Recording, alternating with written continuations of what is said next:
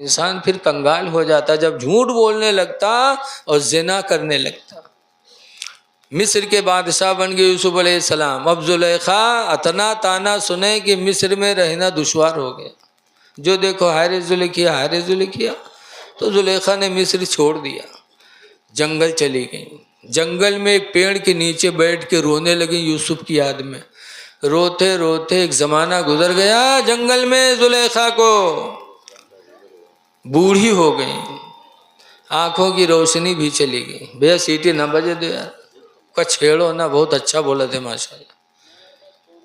اچھا، زلیخا کی آنکھوں کی روشنی چلی گئی، بوڑھیا ہو گئی، ایک پیڑ کے نیچے بیٹھی رویا کرتی تھی یوسف کی یاد میں کہ ایک دن یوسف علیہ السلام گھوڑے پہ سوار ہو کر جنگل کی سیر کر رہے تھے۔ سیر کرتے کرتے جب گزرے اور یوسف کی خوشبو زلیخا کے پاس پہنچی۔ ہر نبی مہکا کرتے تھے، اللہ نے ہر نبی کو مہکایا، اور ہمارے نبی تو اتنا مہکتے تھے کہ آپ نے سنا ہوگا کہ حضور سو رہے تھے، انس رضی اللہ عنہ کے گھر چمڑے کے بستر پہ ام سلیم صحابی آئیں اور نبی کا پسینہ چمڑے کے بستر پہ بہا تو اس کو انگلی سے پونچھ پونچھ کے شیشی میں رکھا، پھر لے کے گئیں اور ایک لڑکی کی شادی ہوئی مدینہ منورہ میں، وہ لڑکی دلہن بنی تو ام سلیم نے عطر نہیں لگایا، عطر کی جگہ پر نبی کا پسینہ لگایا اس کو۔ جب پسینہ لگا تو عطر لگا تو تنک دیر مہکت ہے، اور نبی کا پسینہ لگا تو وہ دلہن زندگی بھر مہکی، زندگی بھر اس کے بدن کی خوشبو نہیں گئی۔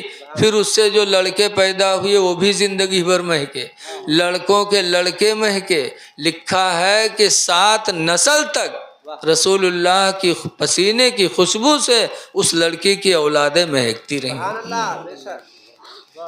اسی لیے اعلیٰ حضرت فرماتے ہیں کہ واللہ جو مل جائے میرے گل کا پسینہ، واللہ جو مل جائے میرے گل کا پسینہ، مانگے نہ کبھی عطر نہ پھر چاہے دلہن پھول۔ آج جو لوگ کہا تھے انہوں انسان ہم انسان، بھلا انہوں کے پسینہ کوئی لگائی؟ اور جی کے لگائے دے ہیں چپل پہ ہی ہیں، پسینہ کوئی کسی کا لگائے گا؟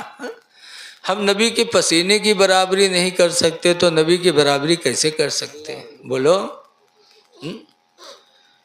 ہم ان کے پسینے کی برابری نہیں کر سکتے تو نبی کی برابری کیسے کر سکتے؟ ارے ان کی عورتوں کی طرح کوئی نہیں ہو سکتا۔ اللہ قرآن میں فرماتا یا نساء النبی، نبی کی بیویوں، لستن کاحد من النساء، ہرگز ہرگز تمہاری طرح دنیا کی کوئی عورت نہیں ہو سکتے۔ جب نبی کی بیویوں کی طرح دنیا کی کوئی عورت نہیں ہو سکتی تو نبی کی طرح امتی کیسے ہو سکتا ہے؟ نبی کا مرتبہ بہت بلند ہے۔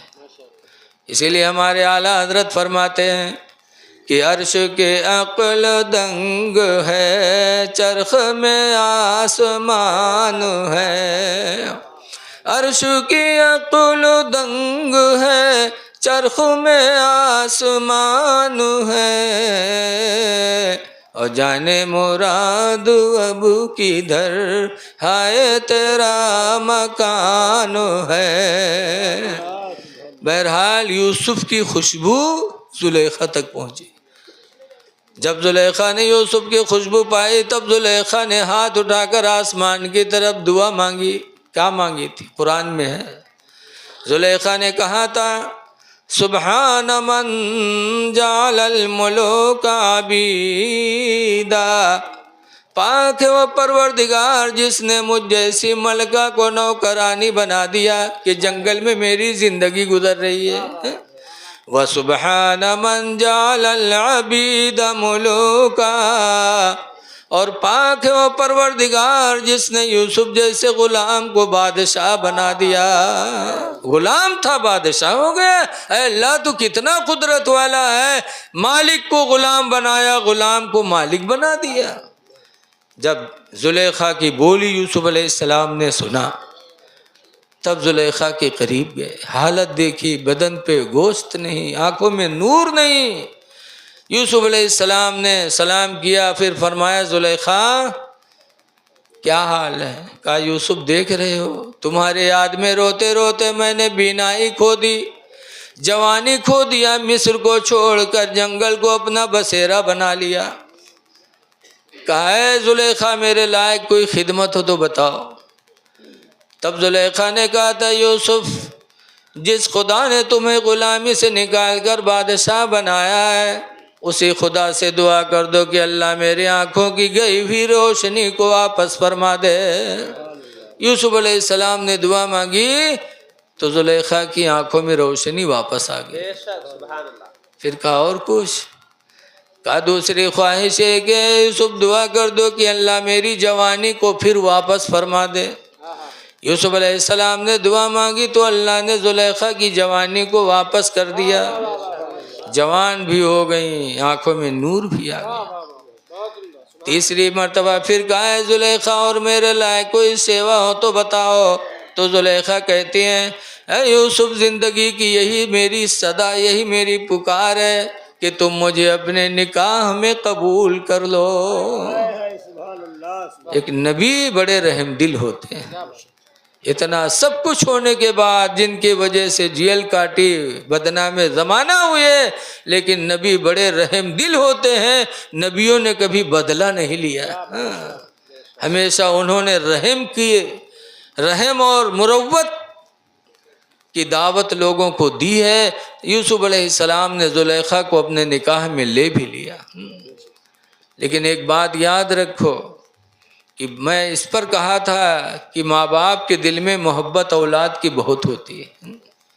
80 سال کا زمانہ گزر گیا تھا، یعقوب علیہ السلام روتے روتے یوسف کی جدائی میں۔ یوسف علیہ السلام جب بادشاہ بنے تو ان کے بھائی غلہ لینے آئے تھے،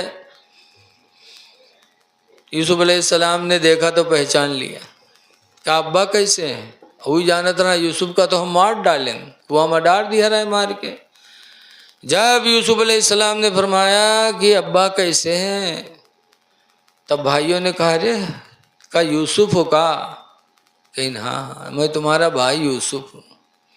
تب بیچارے شرمندہ ہوئے، تھر تھرانے لگے کہ ان کو ہم نے مارا تھا، اس قدر مار کر کنویں میں ڈالا تھا، موت کے گھات اتار دیا تھا، اور آج یہ بادشاہ ہیں، ہم ان کے سامنے رعایا ہیں، آج تو ہمارے جسم کی بوٹی بوٹی کر دیں گے۔ تھر تھر آئے تھے۔ تب یوسف علیہ السلام نے فرمایا تھا لا تثریب علیکم اليوم، اے میرے بھائیو آج کے دن تم پر کوئی ملامت نہیں ہے، کوئی بدلہ تم سے لینا نہیں ہے۔ لہذا آج بھی اگر کوئی بھائی سے غلطی ہو جائے تو یوسف علیہ السلام کی زندگی کو نظروں کے سامنے رکھو کہ اگر ایک بھائی غلطی کرتا ہے تو دوسرا بھائی سے بدلہ نہ لے، بلکہ یوسف علیہ السلام کی زندگی کو سامنے رکھے کہ آج ہمارا بھائی صرف ہمارے ساتھ دشمنی کیا ہے، تکلیف دی، حق مارا، لیکن یوسف کو تو جان سے مارا تھا، لیکن یوسف نے کوئی بدلہ نہیں لیا تھا۔ بدلہ نہ لیا کرو، میرے نبی نے یہی تعلیم دی ہے۔ اسی لیے کسی کہنے والے نے کہا ہے کہ سلام اس پر کی جس نے بادشاہی میں فقیری کی، اور سلام اس پر کی جس نے گالیاں سن کر دعائیں دی۔ یوسف کی زندگی ہم کو تعلیم دیتی ہے کہ کسی سے غلطی ہو جائے تو اس سے بدلہ نہ لو،